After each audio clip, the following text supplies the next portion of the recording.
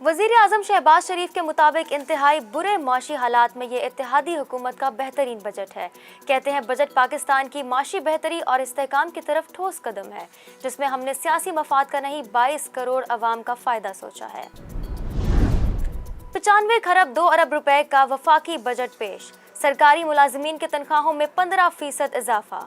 Budget में वफाकी हुकूमत के कुल अखराजात का तखमीना 9,502 अरब रुपए।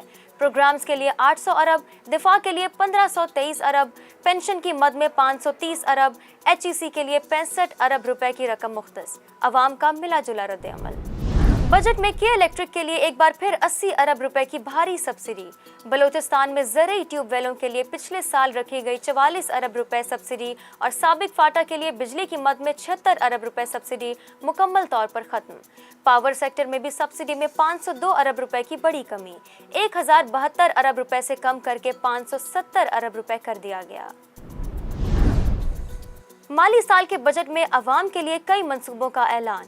कराची में पानी की फराहमी के लिए K4 मंसूबे पर अगले माली साल में 20 अरब रुपए खर्च किए जाएंगे।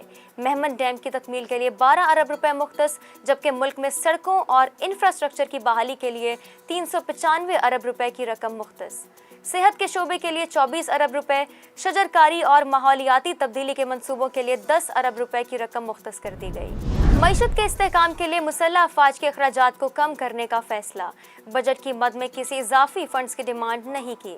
डीजल और पेट्रोल की खुसूसी बचत और यूटिलिटी बिल्स की मद में अखराजात को मजीद महदूद कर दिया गया।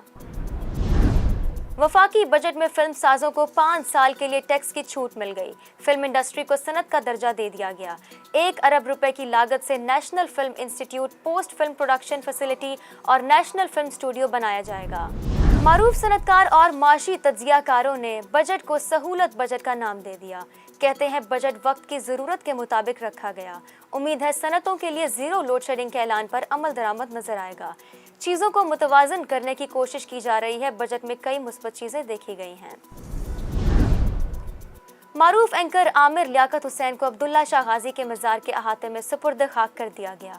आमिर लियाकत की नमाज जनाजा उनके साहबजादे अहमद आमिर ने पढ़ाई। पुलिस ने आमिर लियाकत की मैयत बेटे के हवाले करने की इजाज़त दे दी थी और उनकी मैयत को पोस्टमार्टम के बगैर वर्सा के हवाले किया गया।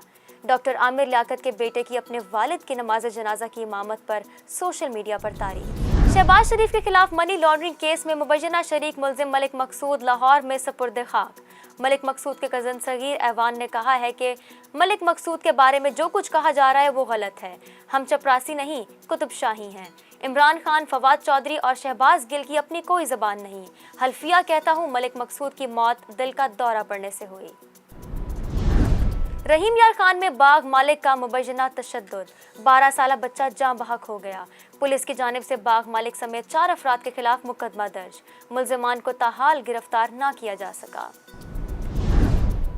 लेफ्ट आर्म स्पिनर नवाज ने बेहतरीन बॉलिंग का मुजाहिरा करते हुए पाकिस्तानी टीम को फतह से नवाज दिया। पाकिस्तान वेस्ट इंडीज के माबैन सीरीज का दूसरा वनडे। पाकिस्तान ने वेस्ट इंडीज को शिकस्त देकर सीरीज में फैसला कुन बरतरी हासिल कर ली। पाकिस्तान के 276 रन के हदफ के ताक़ुब में वेस्ट इंडीज की पूरी टीम 33वें ओवर में 155 रन बनाकर आउट हो गई।